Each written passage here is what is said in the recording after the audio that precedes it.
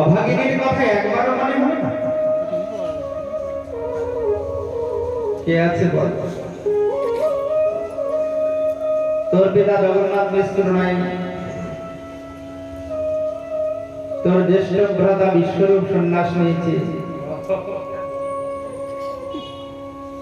লক্ষ্মী প্রিয়া পরলোক গমন করেছে, গৃহে এক অভাগিনী বিষ্ণুপ্রিয়া আর আমি নিমাই একবারও মনে হয়? একবারই অভাগিনী মায়ের কথা তোর মনে হলো না? নিমাই সতী মাতা নিমাইকে জড়িয়ে ধরে ক্রন্দন করছে আর বলছে, নিমাই তুই এত নিষ্ঠুর বাবা, একবারও কি মায়ের কথা মনে হলো? বল নিমাই, আমার কে আছে? আর কে আছে? তো নিমাই, তোর মুখের দিকে তাকিয়ে আমি সব দুঃখ ভুলেছিলাম।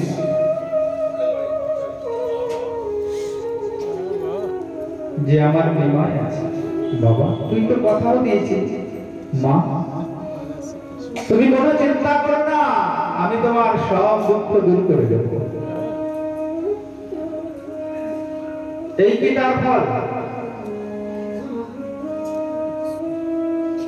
সতীনন্দন গৌরহরি দাঁড়িয়ে দাঁড়িয়ে শুনছে মায়ের কথা।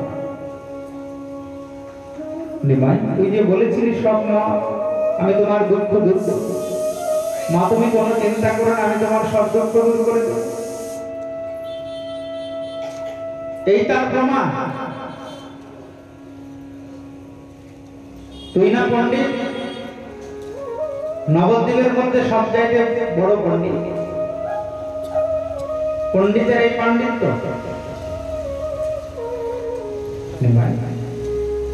কোন বিচারে তোরে সন্ন্যাস নেওয়ার কথা মনে হলো? বল বাবা, কোন গ্রন্থে লেখা আছে বল?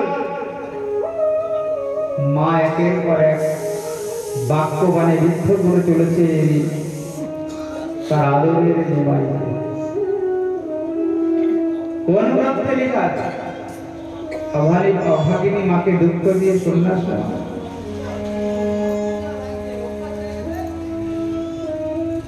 মহাপ্রভু চুপ করে দাঁড়িয়ে শুনছেন।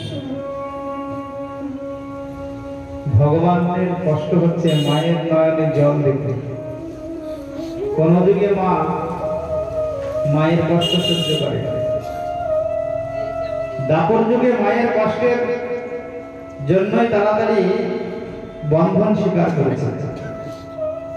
মা যখন বন্ধন করার জন্য পেছনে পেছনে দৌড়াচ্ছে, আমি গোপালকে বন্ধন করবই, ধরবই, দৃষ্টা পরিশ্রমম কৃষ্ণ কৃপয়া আসিত স্ববন্ধনে। মা যশোদার পরিশ্রম কষ্ট লক্ষ্য করে ভগবান বন্ধন স্বীকার করেছে। সেই মাতৃভক্ত গৌর হরিয়া দেখছে মায়ের নয়নের জল, আর মা নিমাইকে জড়িয়ে ধরে বারবার বলছে, বাবা তুই ছাড়া আমার আর কে আছে? আমি জানি কেউ যদি একবার সন্ন্যাস নিয়ে নেয় তাহলে সে আর পিতা মাতা ভাই বন্ধু আত্মীয় স্বজনের সঙ্গে থাকতে পারে না। এইটাই সন্ন্যাসীর ধর্ম। সন্ন্যাসী কখনোই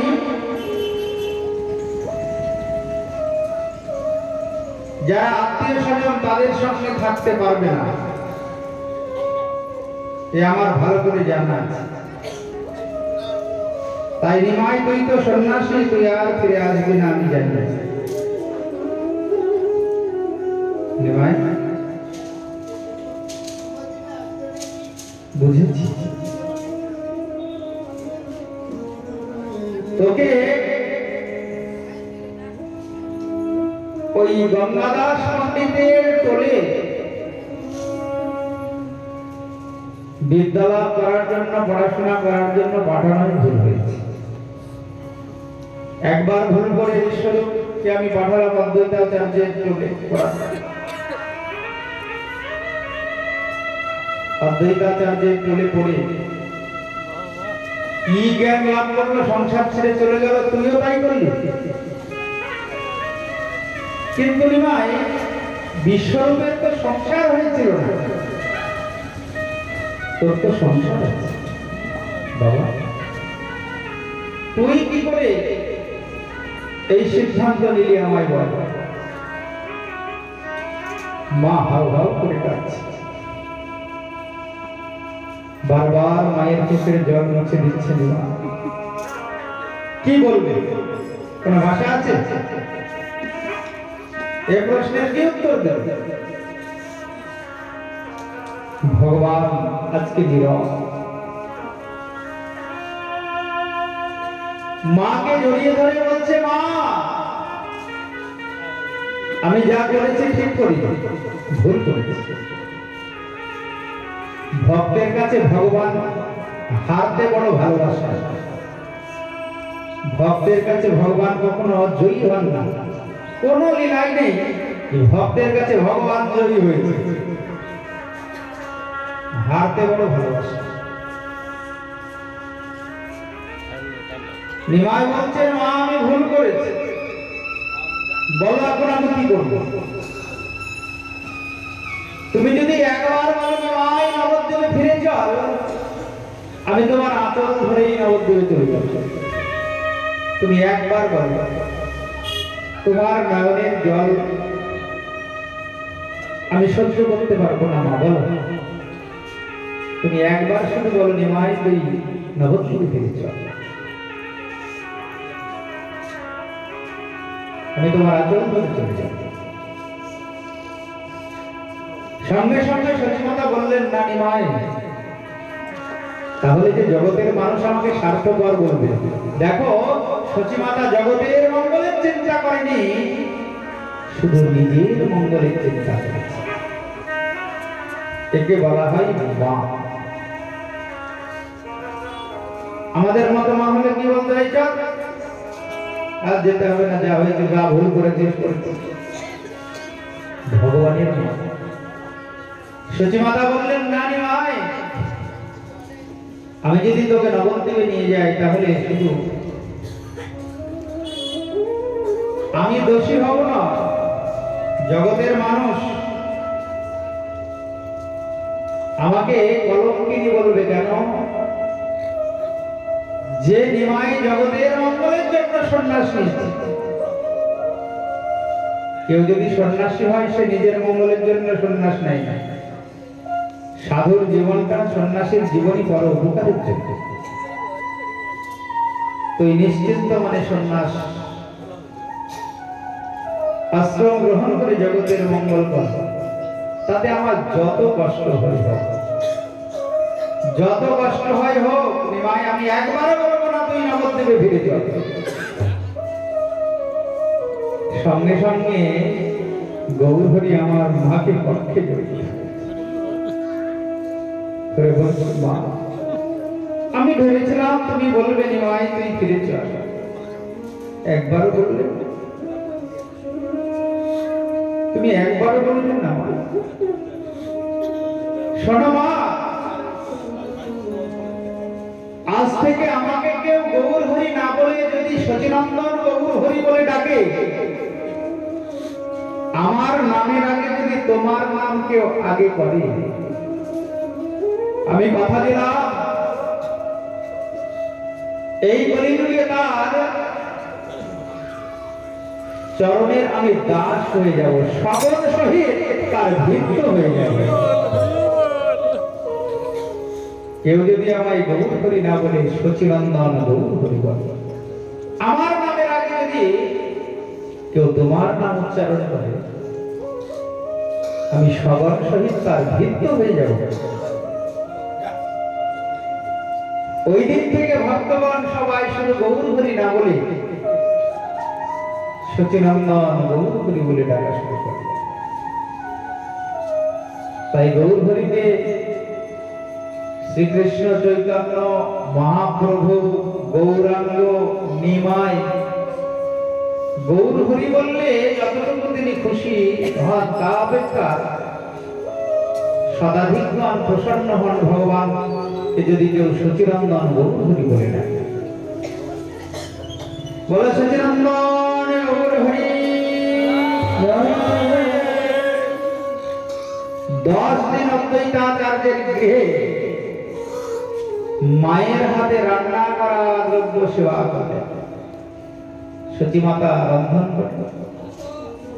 আর নবদ্বীপে যেমন নিমাইকে বসে আসন পেতে খাওয়া, তেমন ভাবে 10 দিন সেবা করে।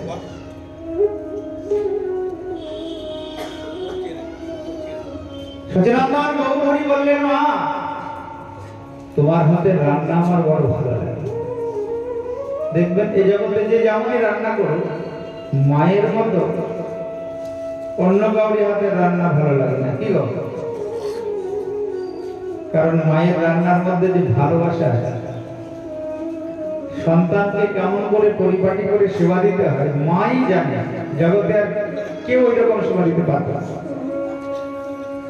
সন্তানের কিসে সুখ হয় এক মা ছাড়া জগতে কেউ জানে না। মাই একমাত্র জানে আমার সন্তানের কিসে সুখ হয়, কিসে কষ্ট দূর হয়, কিসে ভালো হয়।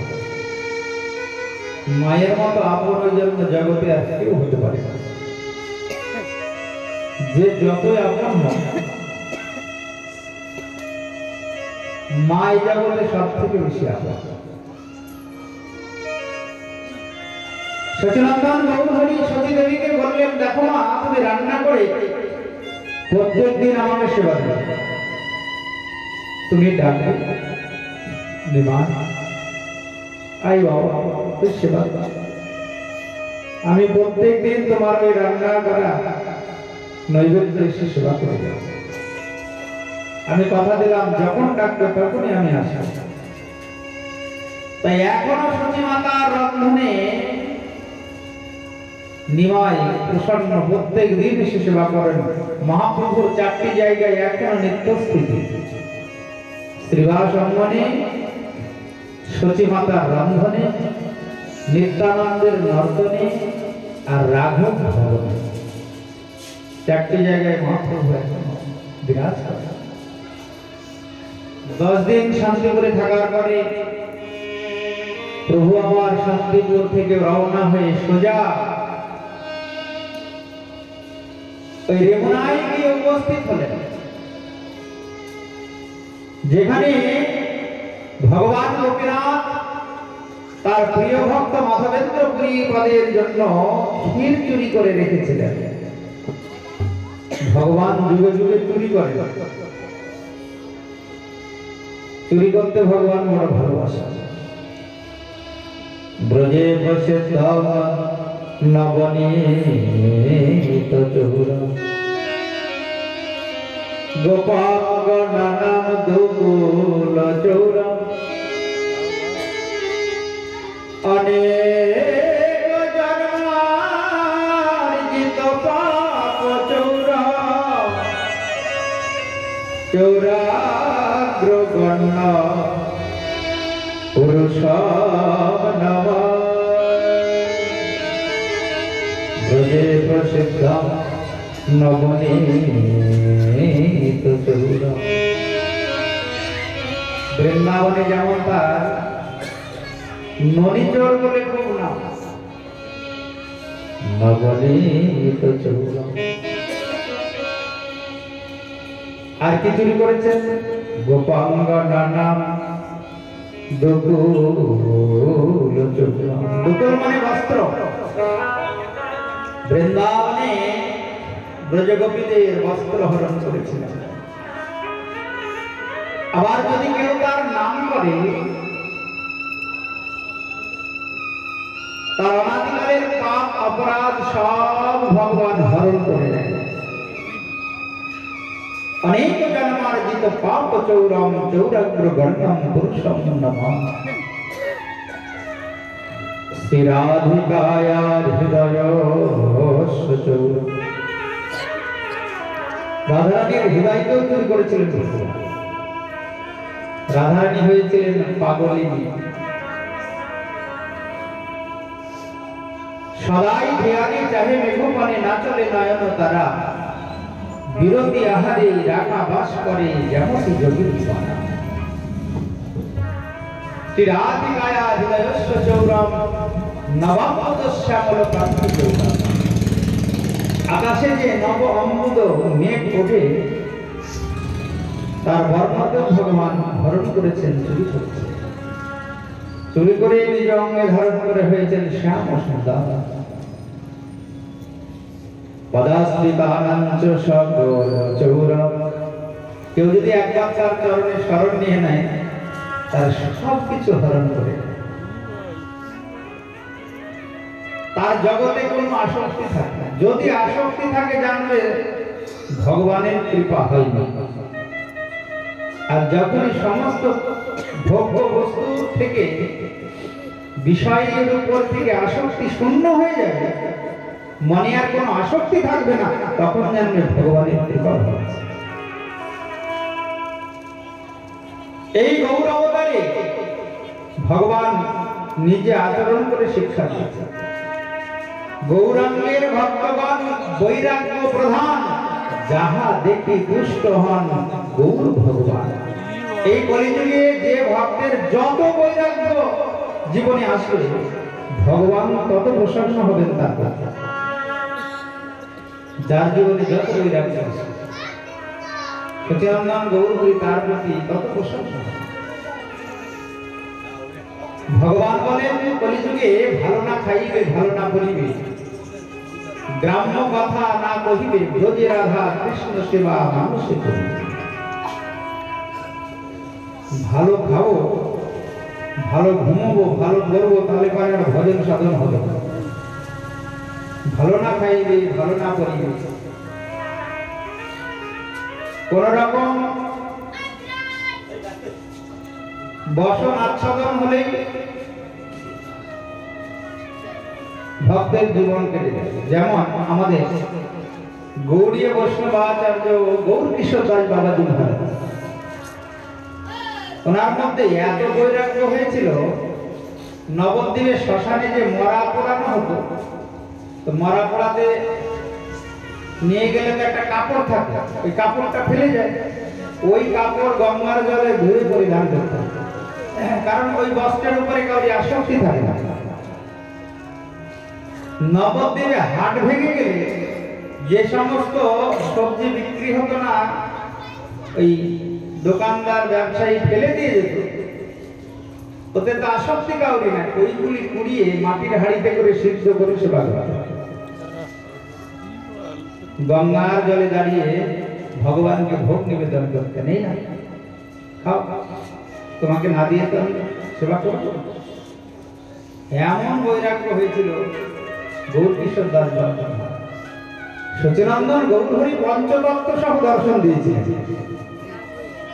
একদিন দেখে 5 জন নৃত্য করছে, গৌর কিশোর দাস বাবা মহারাজ দর্শন করেছিলেন। কলিযুগে বৈরাগ্য যার যত অধিক হবে সে তত তাড়াতাড়ি ভগবানকে লাভ করবে। রাধা রানী কি, কারণ ভোগ আর ভক্তি দুটি একসঙ্গে কোনো দিন হবে না। শরীরটাকে আমি রক্ষা করবো কেন? কেবল ভজন করার জন্য। শরীরটাকে সুস্থ রাখবো কেন? ভগবানের ভজন করার জন্য, বিষয় ভোগ করার জন্য না। বিষয় ভোগ করার জন্য শরীরের যত্ন করবে, সে তারা তো ভোগী বিষয়ী। কিন্তু ভক্ত এমন আহার করবে যাতে শরীর মনে কোনো চঞ্চলতা না আসে, ইন্দ্রিয় সংযম থাকে এবং ভজন হয়। তাই মহাপ্রভুর ভক্ত যারা, তারা কখনোই খাবো খাবো খাবো খাবো করবে, এটা খাবো ওটা খাবো ওটা খাবো ওটা খাবো। মহাপ্রভুর ভক্ত যত বৈরাগ্য প্রধান, যাহা দেখি তুষ্ট হন গৌর ভগবান। সেই রকম গৌর অনুরাগী ভক্তগণকেই গৌরহরি বিশেষ কৃপা করে। মহাপ্রভুর গুরুদেবের গুরুদেব, যার নাম হলো মাধবেন্দ্র পুরী,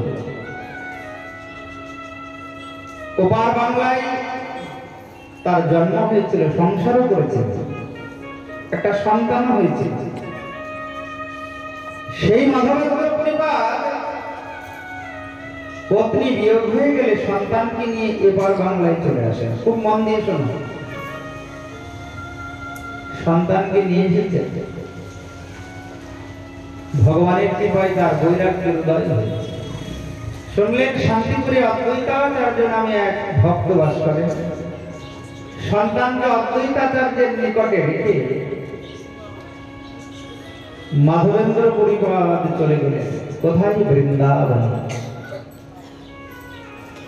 যার জন্য ভগবান চোর সেজেছিলেন। দেখো, ভক্তের জন্য ভগবান কি না পারে। ভগবান বলেন, ভক্তের জন্য আমি চোরও শাস্তি দেব। মাধবেন্দ্র পরিবার শান্তিপুরে সন্তানকে রেখে চলে গেলেন সোজা বৃন্দাবন। বৃন্দাবনে গিয়ে অযাচক বৃত্তি অবলম্বন করলেন। কাউরি কাছে কিছু চাই না, এত বৈরাগ্য জীবন। কেউ যদি ইচ্ছা করে ভগবানের ইচ্ছায় কিছু দেয় তাহলে সেবা করে, না হলে সেবা করে। এই যেমন আর জল পান করে গাছের নিচেই ঘুমিয়ে থাকে, চাইবে না কাউরি কাছে।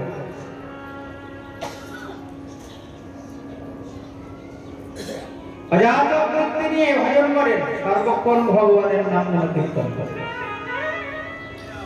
ওই মাধবেন্দ্র পরিবার একদিন গিরিরাজের তটে এক বৃক্ষের নিচে বসে ভজন করছেন।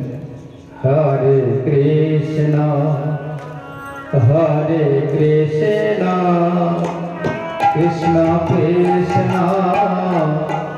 হরে হরে হরে রাম হরে রাম রাম রাম হরে হরে হরে কৃষ্ণ হরে কৃষ্ণ কৃষ্ণ কৃষ্ণ হরে হরে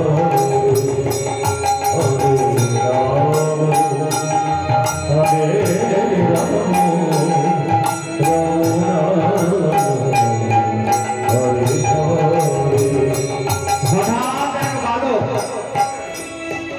একটা মাটির ভান্ডে দুধ এনে বলছে, মাধব এই নাও দুগ্ধ পান করো। মাধবেন্দ্র পরিবার বলে, বালক তুমি কে গো? কি করে জানলে আমি না খেয়ে আছি? তো বালক বলে, আমি সব জানি। বৃন্দাবনে কে সেবা করেছে আর কে সেবা করেনি আমার সব জানা। বলে, সব জানা? কি করে জানলে তুমি? বলে, আমি সব জানি। আমার মা বলেছে এই দুগ্ধ ভান্ডা নিয়ে যাও, ওইখানে এক বাবা বৃক্ষের তলায় বসে ভজন করছে, তাকে দুগ্ধ দান করেছে। তুমি দুগ্ধ পান করে ভান্ড রেখে দেবে, আমার এত কথা বলার সময় নাই। আমি আসি, আমি আবার ভান্ডা নিতে আসবো। মাধবেন্দ্র পরিবার চিন্তা করছে নাকি আমি এখানে ঘন বনের মাঝে বসে ভগবানের নাম করছো, জানলো কি করে আমি সেবা করি? কিন্তু বালককে দেখতে তো বড় সুন্দর, নয়ন দুটি আকর্ষণ বিস্তৃত। ঠিক আছে, আবার যদি আসে আমি ভালো করে পরিচয় জিজ্ঞাসা করব। আবার যদি আসে আমি পরিচয় জিজ্ঞাসা করব। সারাদিন কেটে গেল, সূর্য ডুবে গেল, অন্ধকার নেমে এলো। বালক আসে, পথবনে চেয়ে আছে, কখন আসবে কখন আসবে কখন আসবে। রাত্রি ঘনিয়ে এলো, নিদ্রাচ্ছন্ন হয়ে গেল দুটি নয়ন। স্বপ্নে দর্শন দিয়ে বলছেন, মাধব ওই বালকের চিন্তা করছো বসে, ওই বালক অন্য কেউ নয়, যার জন্য সর্বস্ব ত্যাগ করে বৃন্দাবনে এসেছে সেই परमानंद चिन्मूर्ति जगत अधिपति अखिल ब्रह्मांड नायक भगवान श्री कृष्ण जार जन्य सर्वस्व त्याग करे बृंदावन आमार जन्य केउ एक पाए गेले आमी तार जन्य 10 पाए दिए आसि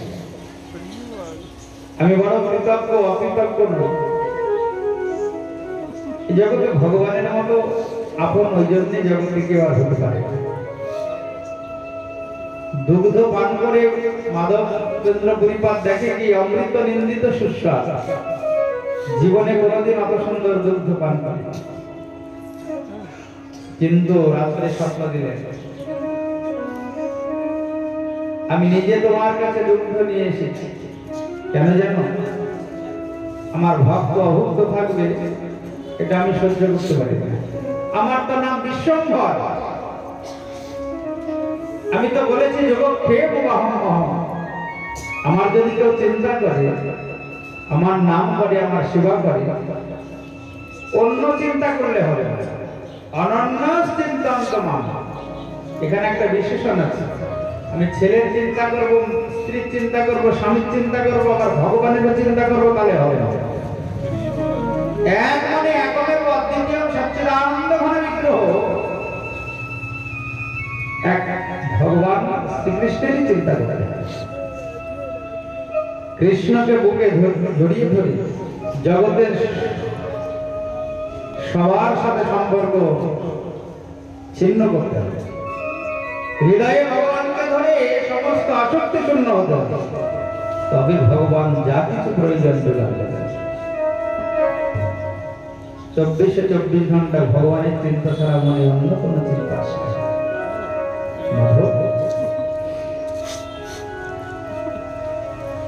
তুমি তো আমার জন্য এসেছো তাই আমি তোমার জন্য দুধ এনেছি চিন্তা করো না এই ভান্ডা আমি নিয়ে আসবো নিদ্রা ভঙ্গ হতেই ক্রন্দন করছে মাধবেন্দ্র পরিপাদ প্রভু তুমি আর একবার দেখা দিল না স্বপ্নে আবার বলছে ওই বৃক্ষতলায় আমি তিনে আচ্ছাদিত অবস্থায় আছি ব্রজবাসীদের ডেকে আমাকে প্রতিষ্ঠা করবে গিরিরাজ গোবর্ধনের উপর সকাল হতে না হতে তাড়াতাড়ি ব্রজবাসীদের ডেকে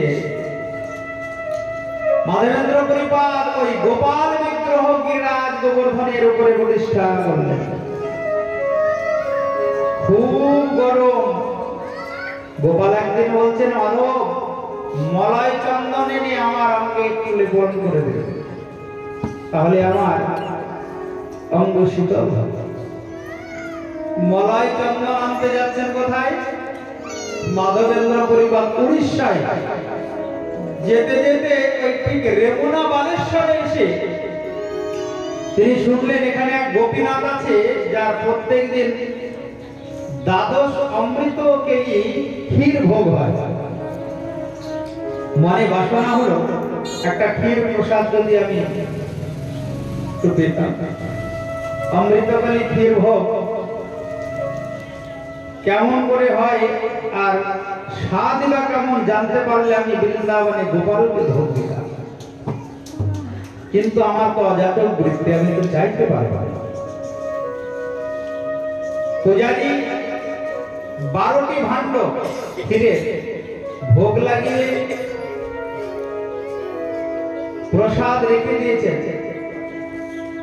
ভগবান গোপীনাথ ভক্তের জন্য একটি ক্ষীরের ভাণ্ড চুরি করে পেছনে কাপড়ের নিচে লুকিয়ে রাখে সকালবেলায়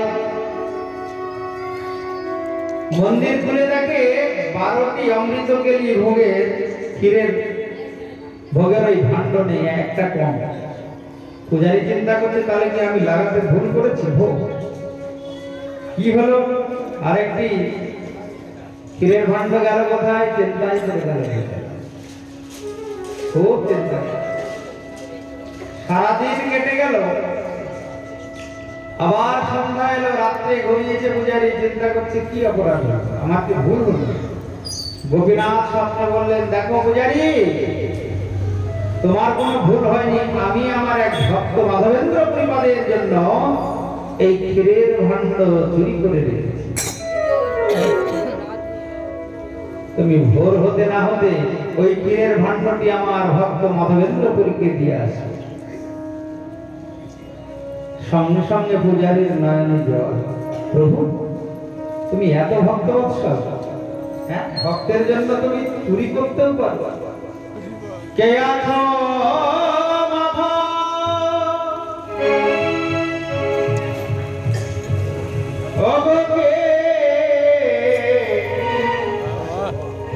আছো মাধবেন্দ্রপুরী, মাধবেন্দ্রপুরী,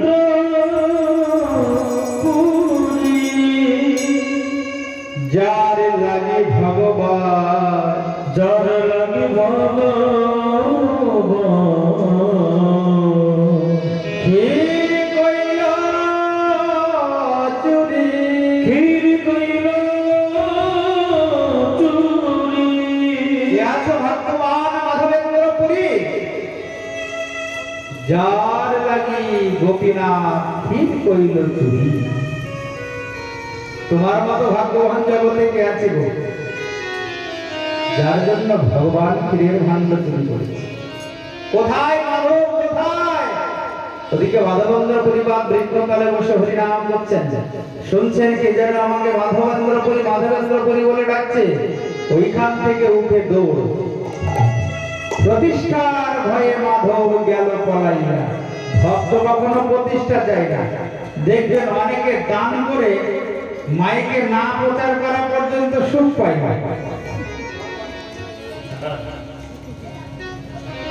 আমি 1000 টাকা দিয়েছি, 500 টাকা, 5000 টাকা, সবাইকে জানাই আমি কত বড় দানি। এইগুলিকে দান বলে না। দান কাকে বলে মান দিয়ে আজকে শুনে রাখো। গীতাতেই ভগবান অর্জুনকে বলেছেন, অর্জুন, এই দান হয় 3 প্রকার, সাত্বিক, রাজসিক, তামসিক। দাতব্যমিতি যদ্দানম দিয়তে অনুপকারিণী দেশে কালে চ পাত্রে চ তদ্দানম সাত্বিকম স্থিতম। দিয়তে অনুপকারিণী, দান করার পরে সেখান থেকে আর কোনো কিছু আশা করবে না, তাকে বলা হয় সাত্বিক দান। এক হাতে দান করবে তো আর এক হাত যেন না জানতে পারে, না বুঝতে পারে, তাকে বলা হয় দান। দুর্গাপুরে গিয়েছি,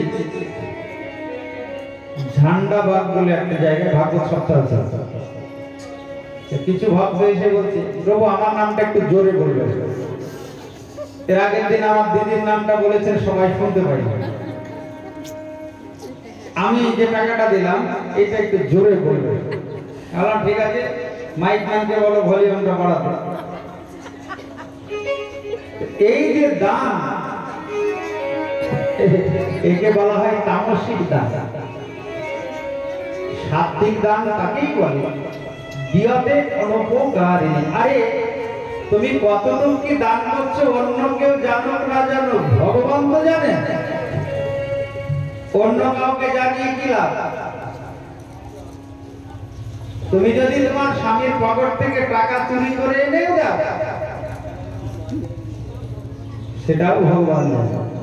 ক টাকা চুরি করে দান করলে ভগবানের সেবা, তার ফলও ভগবান দেবে। মন নিমিত্ত কৃতম পাপ না দোষাল কল্পতি। ভগবানের জন্য কেউ যদি চুরিও করে পাপ নেই। ভগবান ভক্তের জন্য চুরি করেছেন, ভক্ত ভগবানের জন্য চুরি করতে পারবে না। ঠিক আছে, তাই ভক্ত কখনো প্রতিষ্ঠা চায় না। যে প্রতিষ্ঠা চায় তাকে ভক্তই বলা হয় না। যে প্রকৃত ভক্ত তার মধ্যে দুটি লক্ষণ থাকবে, একটা হচ্ছে দৈন্যতা আর একটা হচ্ছে অতৃপ্তি। যে ভক্ত হবে তার মধ্যে দৈন্যতা থাকবে, আমার কিছুই হলো না, আমার মতো অধম জগতে আর দ্বিতীয়। তুমি কি দান করবে, কি এনেছো আসার সময়? ক টাকা এনেছিলে? তারই তো আলো বাতাস জলে বেঁচে আছে, তারই শক্তিতে শক্তিমান হয়ে চলাফেরা করছো, আয় ইনকাম করছো। তাকে দান করার সময় আর মাইকে হলো না? সে কি জানে না, বোঝে না তোমার ক টাকা ব্যাংকে আছে? আর তুমি কত টাকা দান করছো? তুমি কৃপণ না উদার ভগবানকে বোঝো না?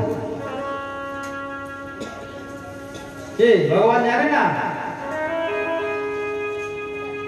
তোমার 100 টাকা দান করার ক্ষমতা আছে, তুমি কৃপণ হয়ে 10 টাকা দিচ্ছ, ভগবান কি বোঝে না? ভগবান তাকে তুমি ফাঁকি দেবে কি করে? সেটা তোমার হৃদয় মাঝেই বসে আছে। তুমি কি চিন্তা করছো সে সব জানে। মাইকে বলার দরকার আছে? তসমিন তুষ্টে জগৎ তুষ্টি, যে খুশি হলে জগতের সবাই খুশি হবে। সেই ভগবানকে খুশি করার জন্য অত মাইক লাগিয়ে বলার দরকার নেই, সে সব জানে। কিন্তু যারা প্রতিষ্ঠাকামী তারা নিজের প্রচার চায়। মাধবেন্দ্র পরিবার চিন্তা করলেন, সবাই যদি জেনে যায় আমার জন্য গোপীনাথ ক্ষীরের ভাণ্ড চুরি করেছে, তাহলে তো আমার প্রতিষ্ঠা হয়ে যাবে, সবাই আমাকে এসে প্রণাম করবে, বড় ভক্ত বলবে। তাই আমি এই স্থানে আর থাকবো না, প্রতিষ্ঠার ভয়ে মাধব গেল বলাই। গোপীর গোপন ভজন মনে বনে কোণে বুঝতে দেওয়া যাবে না। হৃদয়ে যে ভক্তি তাকে খুব গোপনে রাখতে হবে, তাকে গোপী বলা হয়। গোপীর গোপন ভজন।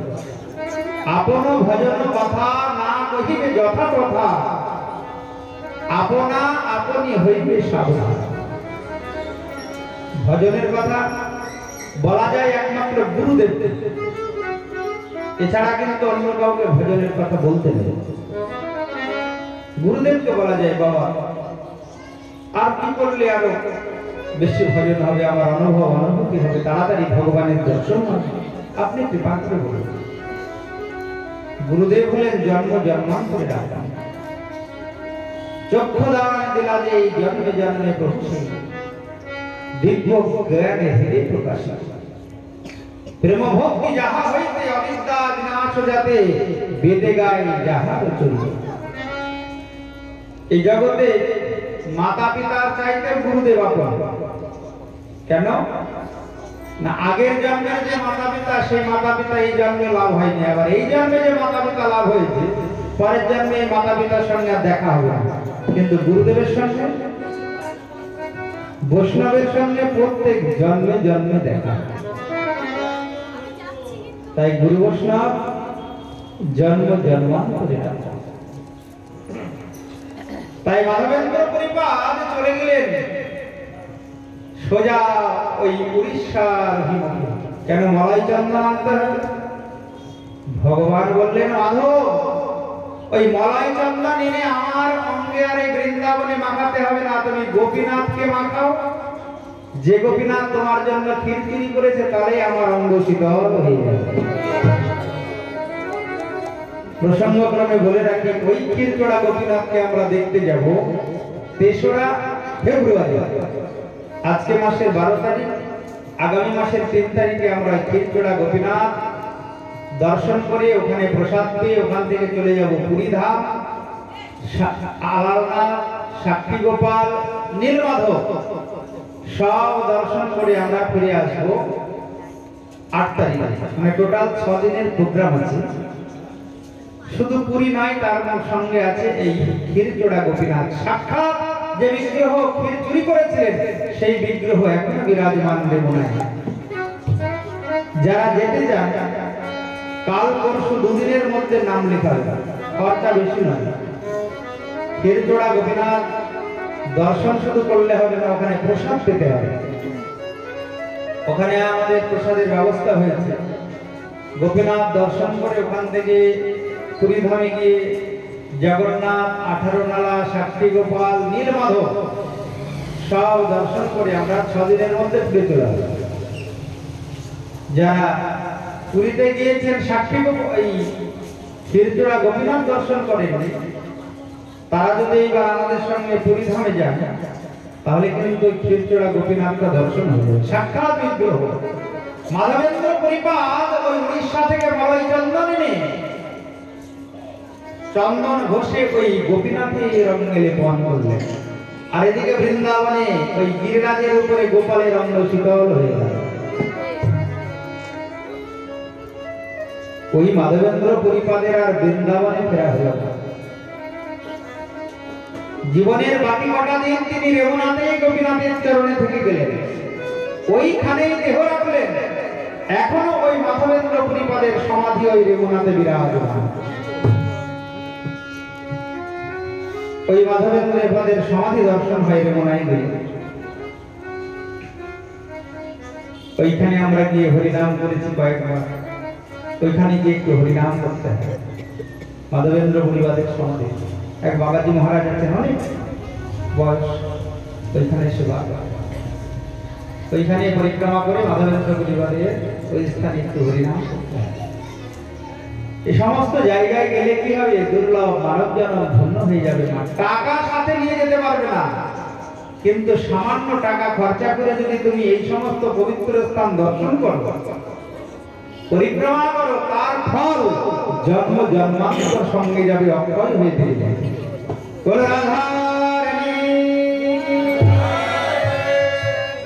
এই জন্য ভগবানের লীলাভূমি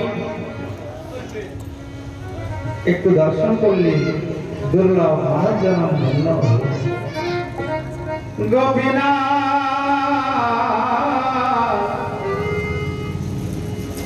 মম নিবেদন শোন, গোপীনাথ মম নিবেদন শোন, গোপীনাথ মম নিবেদন শোন, গোপীনাথ মম নিবেদন শোন, মম নিবেদন শোন, গোপীনাথ মম নিবেদন শোন। বিষয়ে দুর্জন সদা কামরত, সদা কামরত, কিছু নাহি মোর গুণ, কিছু নাহি মোর গুণ, গোপীনাথ মম নিবেদন শোন, গোপীনাথ আমার ভরসা তুমি, গোপীনাথ আমার ভরসা তুমি, আমি তোমার চরণে লইল শরণ, তোমার কিঙ্কর আমি, আমি তোমার চরণে লইল শরণ, তোমার কিঙ্কর আমি। গোপীনাথ কেমন সধিবে মোরে, গোপীনাথ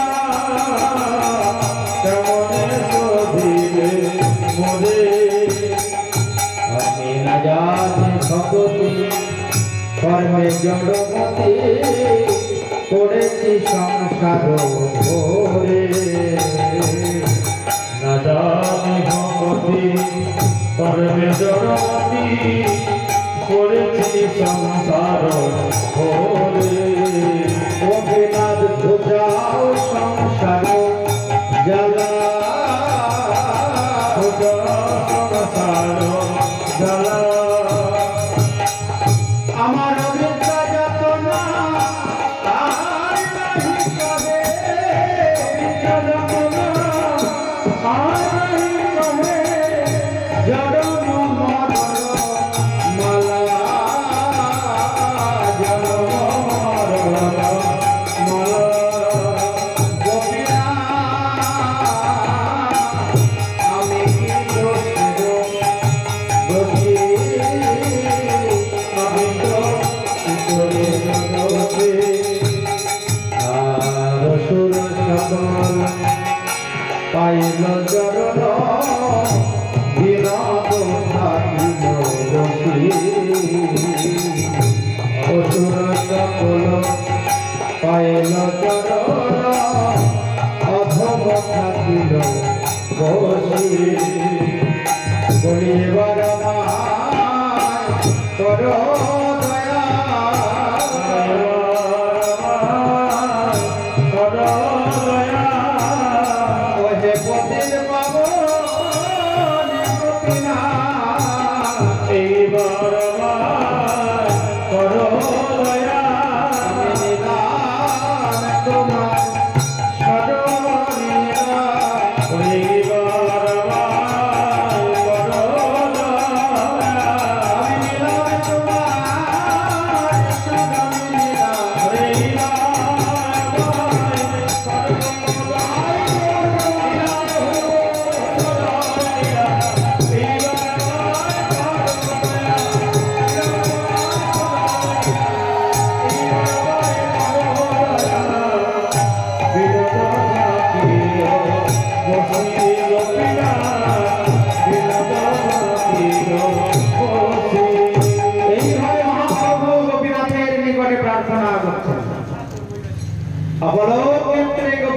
দর্শন করছে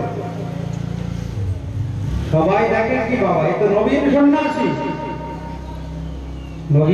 সন্ন্যাসী দেখতে সবাই এসেছে রেমুনায় আর মহাপ্রভু রেমুনায় গোপীনাথ মন্দিরে উপস্থিত হয়েছে অপলোক নেত্রে গোপীনাথের বদনয়ন দর্শন করছেন গোপীনাথকে দর্শন করছেন আর নয়ন দিয়ে ঝরঝর করে জল নয়নে জল গোপীনাথের স্তুতি করে চলেছে গোপীনাথকে দর্শন করে প্রভু চলে গেলেন 18 নালায় 18 নালায় উপস্থিত হতেই দূর থেকে ওই জগন্নাথের এই ধ্বজা দেখেছেন জগন্নাথের উপরে যে পতাকা এই ধ্বজা পতাকা দর্শন ওই পতাকা দর্শন করেই মহাপ্রভু প্রণাম করলেন ওই জন্য পুরীধামে গেলে দূর থেকে ওই ধ্বজা পতাকা দর্শন করে প্রণাম করতে হয় মহাপ্রভু নিজে আচরণ করে জগৎকে শিক্ষা দিয়েছে এই পতাকা দর্শন করে প্রণাম করলে কোটি জন্মের পাপ নষ্ট হয়ে যায় বলো রাধা রানী কি কোটি জন্মের পাপ নষ্ট হয়ে যায় যদি এই পতাকা দূর থেকে দর্শন করে কেউ প্রণাম করতে পারে এই কথাটা মনে রাখবেন মা পুরীতে অনেকে যায় সাধু সঙ্গে ধামে যেতে হয় না হলে পরে পয়সা খরচা করে ওই সমুদ্রের ধারে হাওয়া দিয়ে চলে আসে বিশেষ লাভ হবে না কিভাবে ধাম দর্শন করতে হয় ভক্ত সঙ্গে না গেলে জানা যাবে না কি হবে ভক্ত সঙ্গে ধামে না গেলে অপরাধ হয়ে যাবে ধাম অপরাধ 10 প্রকার নাম অপরাধ 10 প্রকার সেবা অপরাধ 32 প্রকার আর বৈষ্ণব অপরাধ হলো 6 প্রকার তাই ধামে সাধু সঙ্গে ভক্ত সঙ্গে যেতে হয় গৌর আমার যেসব স্থান করিল ভ্রমণ রঙ্গে সেসব স্থান হেরিব আমি প্রণয় ভক্ত সঙ্গে ভক্ত সঙ্গে ধাম দর্শনে গেলে ধাম অপরাধ হয় না মহাপ্রভু দূর থেকে জগন্নাথের ধ্বজা লক্ষ্য করে প্রণাম করছেন ধীরে ধীরে সচিনন্দন গৌরহরি জগন্নাথ মন্দিরের দিকে এগিয়ে চললেন জয় জয় জগন্নাথ সচির নন্দন আজকে 2 জগন্নাথের মিলন হবে জয় জয় জগন্নাথ সচির নন্দন ত্রিভুবন করে যায় চরণ বন্দন এক জগন্নাথ সচল আর নীলাচলে আর এক জগন্নাথ হচ্ছে অচল মানে চলাফেরা করতে পারে 2 জগন্নাথের আজকে মিলন হচ্ছে খুব মন দিয়ে শোনো ভগবান সচিনন্দন গৌরহরি জগন্নাথ ভগবান শ্রীকৃষ্ণ আর ওদিকে পুরীতে নীলাচলে মন্দিরে বসে আছে এক জগন্নাথ তার নাম হলো অচল জগন্নাথ মানে চলাফেরা করতে পারে আজকে দুই জগন্নাথের মিলন হচ্ছে। জয় জয় জগন্নাথ সচির নন্দন, ত্রিভুবন করে যায় চরণ বন্দন। জয় জয় জগন্নাথ সচির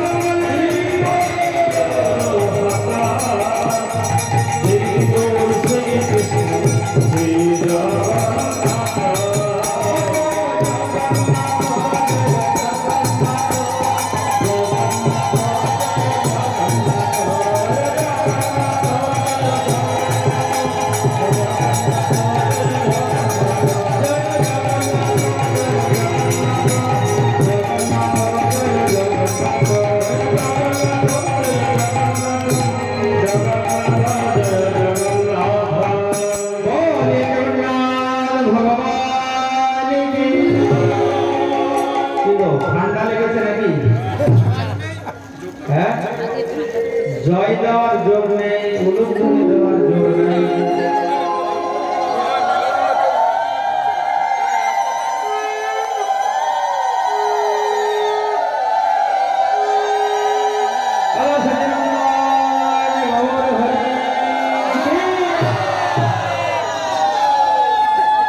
জগন্নাথ মন্দিরে শ্রী রামদান গৌর হরি উপস্থিত হয়েছে। অবলোক ভক্তে জগন্নাথকে দর্শন জগন্নাথ স্বামী নয়ন পতগামে ভবত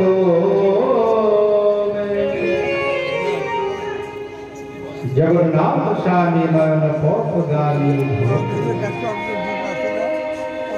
জগন্নাথ মন্দিরের পান্ডাল দেখে কি এক নবীন সন্ন্যাসী মন্দিরে এসে জগন্নাথকে দর্শন আর মুখে কি যেন বলছে আর তার নয়নে জল নয়নস্থি গলিত এখন পুরীতে পান্ডারা কি করে জগন্নাথকে দর্শন করতে গেলে পরীক্ষা মারে দেখেছেন হ্যাঁ ওটাকে পরীক্ষা বলে মাথার উপরে মারে তো পান্ডারা ছুটে এসে পরীক্ষা মারতে গিয়ে দাঁড়িয়ে গেল না এ তো লক্ষণ সাধারণ মানুষের মতো এ তো অরুণাবসন পরিহিত নবীন সন্ন্যাসী কখনো কাঁদে কখনো হাসে কখনো নৃত্য করে কখনো জগন্নাথের স্তুতি করে এ তো সাধারণ ভক্তের লক্ষণ তাড়াতাড়ি করে উড়িষ্যার তৎকালীন সবচাইতে বড় পণ্ডিত সার্বভৌম পণ্ডিতকে ডাকে সার্বভৌম পণ্ডিত এসে দেখে বাবা এতে হাজার লম্বিত বাহু প্রাপ্ত কাঞ্চন গায়ে করুণা বসন নবীন সন্ন্যাসী হরিনাম কৃষ্ণ নাম করছে আবার নয়নস্থ বিগলিত হয়েছে সার্বভৌম পণ্ডিত বললেন আচ্ছা তুমি কে গো পরিচয়টা কি আর তুমি এমন ভাবে কাঁদছই বা কেন যারা পণ্ডিত হয় তাদের বড় অভিমান থাকে গর্ব থাকে ওই জন্য তাদের হৃদয়টা শুষ্ক হয়ে যায় সরস থাকে না ওই জন্য পাণ্ডিত্য ভালো বেশি পাণ্ডিত্য হলে পরে কিন্তু আমার ভক্তি নষ্ট হয়ে যায় বলো রাধা রানী কি বেশি পাণ্ডিত্য হলে আমার ভক্তি থাকবে না ভক্তি নষ্ট হয়ে যায় তো সার্বভৌম পণ্ডিত এসে বলছে সন্ন্যাসী তুমি এমন ভাবে কাঁদছো কেন আরে ভগবানকে দর্শন করবে তো কান্নার কি আছে আর সন্ন্যাসী এরকম হরিনাম করবে নাচবে কেন নিত্য গীত কীর্তন কি সন্ন্যাসীর কাজ আরে সন্ন্যাসী তো বেদান্ত বেদান্ত অধ্যয়ন করবে পাণ্ডিত্য অর্জন করবে আচ্ছা বলো তো তোমার পরিচয়টা একটু আমায় বলো তো সচিনন্দন গৌর হরি বলছেন সার্বভৌম পণ্ডিতকে আমি এসেছি শ্রীধাম নবদ্বীপ থেকে আমার গুরুদেব শ্রীপাদ ঈশ্বরপুরী এবং সন্ন্যাসগুরু কেশব আচ্ছা তুমি পড়াশোনা করেছো কতটা আমায় বলো সার্বভৌম পণ্ডিতকে সচিনন্দন গৌর হরি বলছেন আমি ওই গঙ্গাদাস পণ্ডিতের তুলে বলি ও গঙ্গাদাস তো আমার ছাত্র তাহলে তুমি আমার ছাত্রের কাছে আমার শিষ্যের কাছে পড়াশোনা করেছো তাহলে বাবা দেখো তোমাকে আর আপনি বলছি না তোমাকে তুমি বলেই বলছি আচ্ছা তুমি কি বেদান্ত অধ্যয়ন করেছো হ্যাঁ তুমি কি বেদান্ত করেছো তো মহাপ্রভু বলেন না আমি তেমন বেদান্ত পড়িনি এই কিছুদিন পড়াশোনা করতেই তো গুরুদেব বলল যে দেখো বেশি পাণ্ডিত্যের প্রয়োজন নাই কলিযুগে যদি কেউ হরিনাম করে তার সকল জ্ঞান লাভ হয় কেউ যদি হরিনাম সংকীর্তন করে তাহলে তার সব জ্ঞান লাভ হবে এই জগতে যত জ্ঞান পাণ্ডিত্য সব হরিনামের মধ্যে আছে তাই হরিনাম যদি করে তার আর বেদ বেদান্ত অন্য কোনো শাস্ত্র অধ্যয়ন করার প্রয়োজন নেই তাই গুরুময়ী মূর্খ দেখি করিল শাসন গুরুদেব বললেন তোমার অত বেদ বেদান্ত পড়ার দরকার নাই তুমি এখন হরিনাম করো ওই জন্য আমি গুরু কৃপায় হরিনাম আর না জানি এই হরিনামে আছে কত বল জপিতে জপিতে নাম আমায় করিল পাগল এই হরিনামের মধ্যে কি আছে আমি তো জানি না যতই জপ করি ততই জপের পিপাসা বেড়ে যায় তারপরে জপ করতে করতে দেখি একদিন নয়নে জল আসে, অশ্রুগুলো শেষ হইবার না বিভিন্ন বিকার উদয় হয়। সার্বভৌম বলছে, দেখো বাবা, সন্ন্যাসীর ধর্ম কিন্তু এই কান্নাকাটি না, সন্ন্যাসী পণ্ডিত হবে, বেদান্ত অধ্যয়ন করবে। আচ্ছা শোনো বাবা,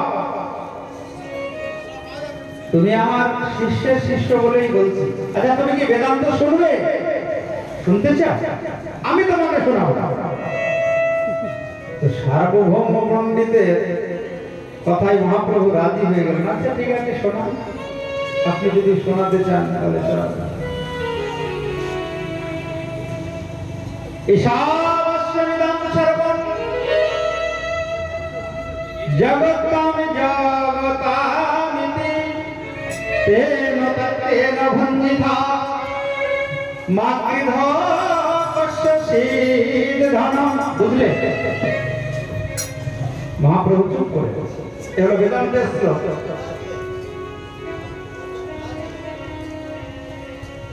অপারিপাদ জপন গৃহীত্ব,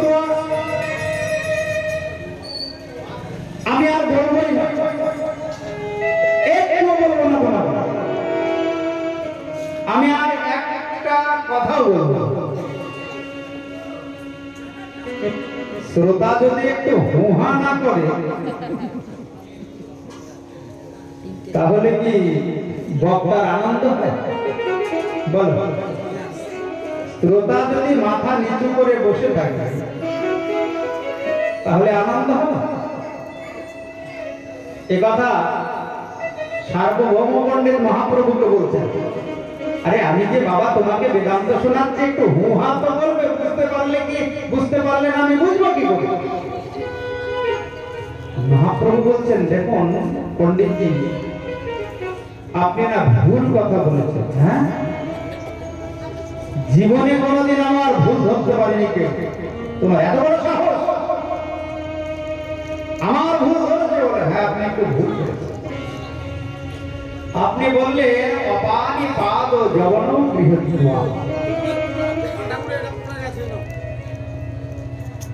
অপানি পাদ জবনম গৃহীত্ব মানে ভগবানের হাত পা নেই। আবার বলছেন আপনি সে চলতেও পারে, আবার গ্রহণ করতে পারে। অপানি পাদ জবনম গৃহীত্ব, এই কথাটা আপনি আমায় ভালো করে বুঝিয়ে বলুন। এইবার সার্বভৌম পণ্ডিতের মুখ বন্ধ হয়ে গেছে। খুব মন দিয়ে শোনো, বেদান্তের কথা বলে একটু মন দিয়ে না শুনলে বুঝতে পারবে না, এগুলি সাধারণ কথা নয়। বেদান্তে আছে অপানিপাত জবন গৃহীত্ব। আপনি আমাকে এটা ভালো করে বুঝুন। আপনি বলছেন ভগবানের কোনো হাত পা নেই, আবার বলছেন জবনম গৃহীত্ব, সে চলতেও পারে, গ্রহণও করতে পারে। আমি তো ঠিক বুঝলাম না। এই জায়গাটাতে মহাপ্রভু ধরেছে। সার্বভৌম পণ্ডিত বলছে, বাবা তুমি কে বলতো? জীবনে তো কোনোদিন কেউ আমায় এই কথা জিজ্ঞাসা করেনি। আমি বহু শিষ্য, বহু ছাত্র তৈরি করেছি। সচিনন্দন গৌরহরি সার্বভৌমকে কৃপা করলেন, ষড়ভুজ রূপ দর্শন করিয়ে দিলেন। দেখো পণ্ডিত, আমি ত্রেতা যুগের রাম, দাপরের কৃষ্ণ, আর কলিযুগে হয়েছে শ্রী গৌরাঙ্গ।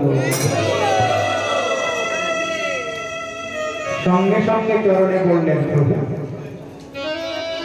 আমি যুক্তি তর্কের কণ্টক আঘাত তোমার ওই কোমল হৃদয়কে ক্ষত বিক্ষত করেছি, তুমি আমায় ক্ষমা করো। আমি চিনতে পারিনি, তোমাকে আমি সাধারণ বালক মনে করেছি। অনেক কথা বলেছি তোমাকে, অনেক যুক্তি তর্কের কথা বলেছি তোমায়, প্রভু আমি বুঝতে পারি, তুমি আমায় ক্ষমা করো।